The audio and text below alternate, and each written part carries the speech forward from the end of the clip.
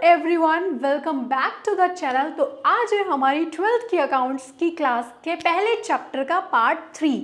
तो अगर आपने बाकी के पार्ट्स नहीं देखे हैं तो पहले जाओ उन दोनों पार्ट्स को देख लेना और फिर इस पार्ट पे जंप करना, अदरवाइज आपको कुछ समझ नहीं आएगा। तो आज का हमारा टॉपिक होने वाला है कैपिटल, यानी कि इंटरेस्ट ऑन कैपिटल। मतलब फर्म की साइड से पार्टनर्स की कैपिटल पे किस किस तरीके से इंटरेस्ट दिया जाता है आज के इस वीडियो में सीखेंगे। तो चलिए स्टार्ट करते हैं, लेकिन उससे पहले आपको ये जानना जरूरी है कि भाई कैपिटल होता क्या है। आई नो कि 11th क्लास का टॉपिक है, तो जिसको पता है तो जल्दी जल्दी मुझे कमेंट करके बता दो और कॉपी पेन लेके बैठ जाओ ताकि प्यारे प्यारे नोट्स भी बन जाए। All those items are included in capital which is provided by owner and value is measurable in terms of money।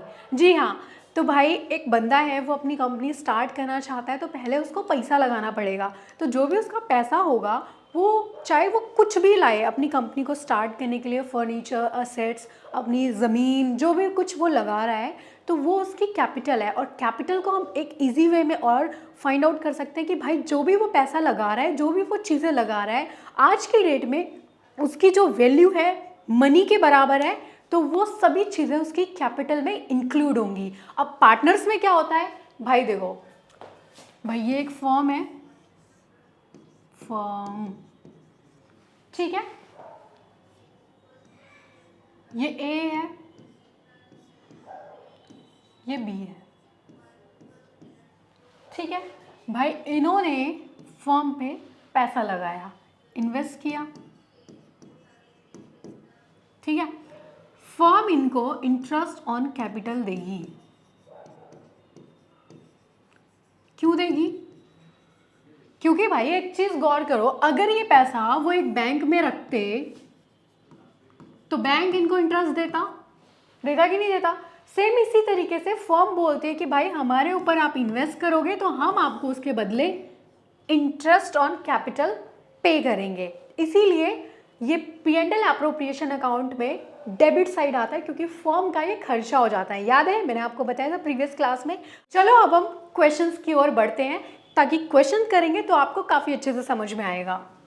Calculate the interest on capital. तो कैपिटल का जो इंटरेस्ट होता है वो कैसे कैलकुलेट करते हैं, चलिए सीखते हैं इस क्वेश्चन के through.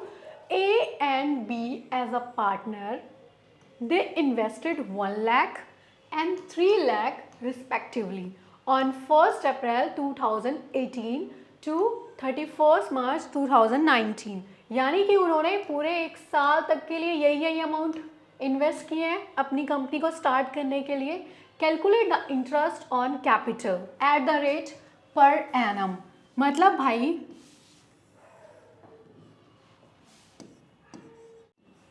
April, May, June, July, August, September, October, November, December, January, February and मार्च। उन्होंने अपनी फर्म कब स्टार्ट की? 1/4/18। और कब उनका एंड हुआ?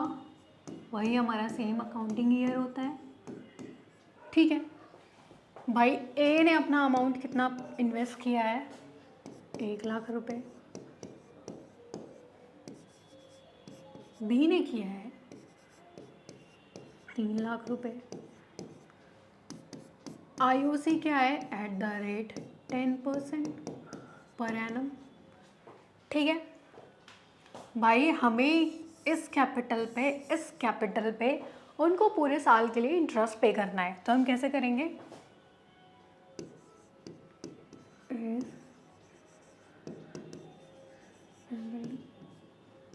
इसको हम 1 लाख पे देंगे भाई, क्योंकि इसने इतना इन्वेस्ट किया है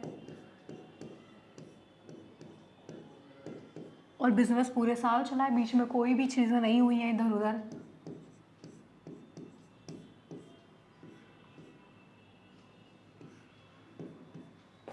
₹10,000। ए का तो 10,000 हो गया, बी का होगा भाई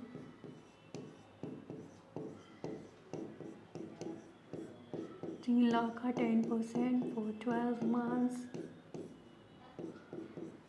30,000। यही आएगा, यानी कि ए को हम देंगे 10,000 रुपये, बी को हम देंगे 30,000 रुपये। अब अगला क्वेश्चन देखते हैं क्या है भाई। अगला क्वेश्चन कहता है हमें Sita and Gita as a partner, okay, they invested 8 lakh rupees, 4 lakh rupees respectively, यानी कि गीता ने 8 लाख रुपए इन्वेस्ट किए हैं, सीता ने 4 लाख रुपए इन्वेस्ट किए हैं। यहाँ तक तो समझ आ गया।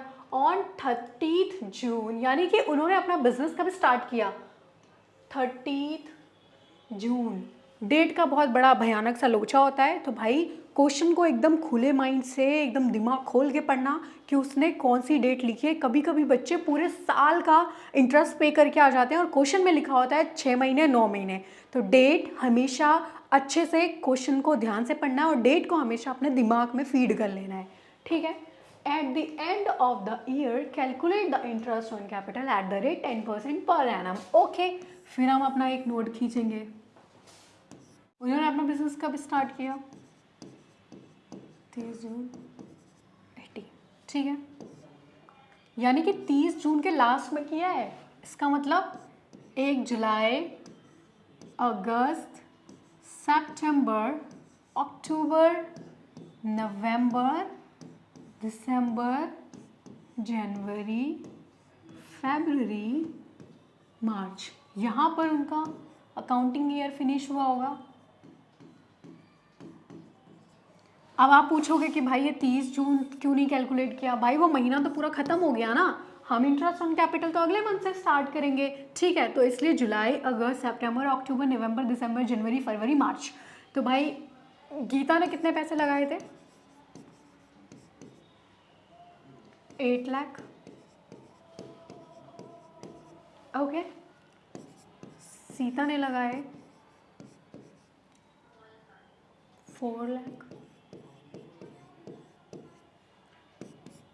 आईओसी एट द रेट दिया हुआ है 10% पर एनम।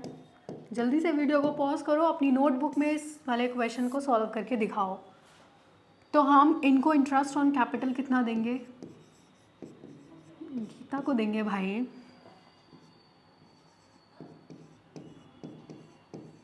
8 लाख पे 10%, और कितने मंथ्स के लिए देंगे, 1 2 3 4 5 6 7 8 9।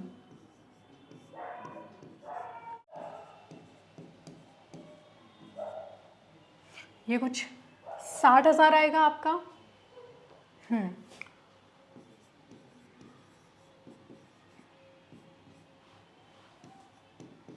भाई देख लेना एक बार।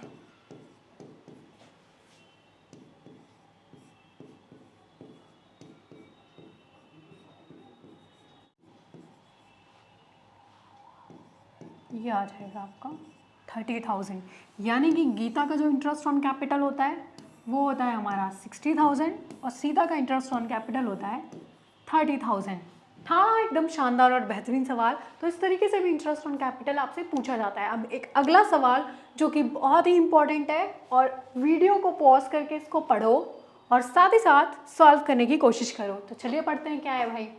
Ram and Shyam started business on 1st April 2023 with capital 10 lakh, ठीक है, 8 लाख, यानी कि राम की कैपिटल इतनी है, श्याम की capital respectively. Both decided on 1st October that their capital total capital should be 15 lakh, यानी कि भाई उन्होंने डिसाइड किया कि 1 अक्टूबर को उनकी जो कैपिटल है दोनों की मिला के 15 लाख हो जानी चाहिए, टू बी कॉन्ट्रीब्यूटेड इक्वली, यानी कि equally. Addition and subtraction were made accordingly, calculate the interest on capital at the rate 100% per annum. इस क्वेश्चन को एकदम बहुत ही ध्यान से देखना कि भाई कैसे ये क्वेश्चन सॉल्व किया जाता है, क्योंकि लॉन्ग क्वेश्चन में इस तरीके के क्वेश्चन आ सकते हैं। तो भाई पहले हम एक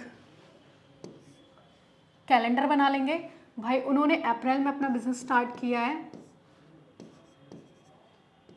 अप्रैल, मई, जून, जुलाई, अगस्त, सितंबर, अक्टूबर, नवंबर, दिसंबर, जनवरी, फरवरी, मार्च, यहाँ तक उनका ईयर चला। भाई स्टार्टिंग में उन्होंने कितना कंट्रीब्यूट किया था? राम ने दिया 10 लाख, श्याम ने दिया 8 लाख, ठीक है। और उन्होंने 1 अक्टूबर को डिसाइड किया, भाई 1 अक्टूबर को उन्होंने डिसाइड किया कि उन दोनों की कैपिटल मिला के हो जाएगा 15 लाख। यही उन्होंने डिसाइड किया, यानी कि जिसमें से राम की कैपिटल होगी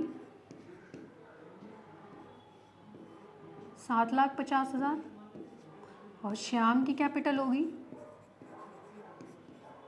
7,50,000, है कि नहीं। अब इसने कंट्रीब्यूट किया 10 लाख रुपए, तो ये 2,50,000 रुपये अपने घर ले जाएगा और ये 50,000 रुपये अपने घर ले जाएगा। यानी 1 अक्टूबर को ये इतना पैसा अपने अकाउंट से निकाल लेगा, इतना पैसा अपनी कैपिटल से निकाल लेंगे ये दोनों, तब जाकर इनका जो टोटल अमाउंट है वो इसके बराबर होगा, ठीक है। लेकिन हमारी स्टार्टिंग की कैपिटल तो यही थी ना भाई, पहले 6 महीने में तो यही सब चला है, यही वाली कैपिटल चली है। तो हम इस क्वेश्चन में 2 बार इंटरेस्ट ऑन कैपिटल कैलकुलेट करेंगे, पहले ओपनिंग कैपिटल पे और दूसरा जो उनकी अभी की कैपिटल है, करंट कैपिटल, ठीक है। चलिए कैलकुलेट करते हैं। तो राम की कैपिटल होगी 10 लाख का 10% फॉर कितने मंथ्स के लिए? अप्रैल, मई, जून, जुलाई, अगस्त, सितंबर। और 1 अक्टूबर को उन्होंने डिसाइड किया था, यानी कि 1 अक्टूबर वाला जो मंथ है वो इस वाले हिस्से में चला जाएगा।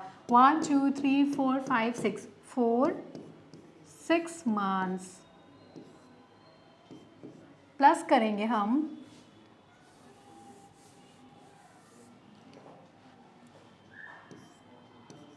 7,50,000 करंट कैपिटल,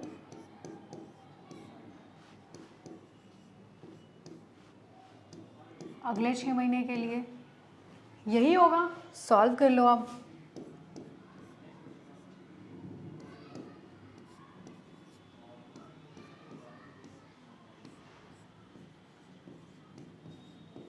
$50,000 प्लस ये कुछ आएगा 37,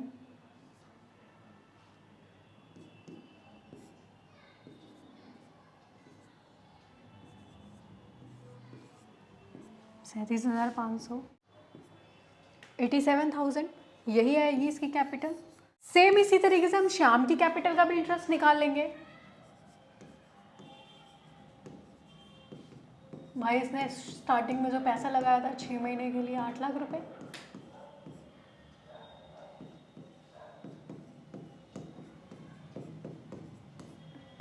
कितना आएगा?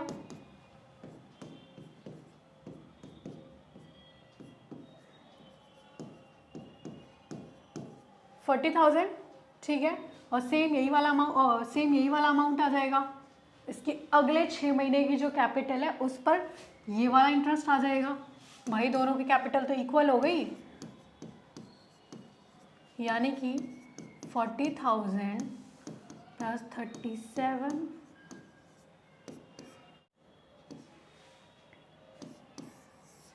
ये हो जाएगी उसकी इंटरेस्ट ऑन कैपिटल। यानी कि राम का इंटरेस्ट ऑन कैपिटल टोटल इतना होगा, श्याम का इंटरेस्ट ऑन कैपिटल इतना होगा।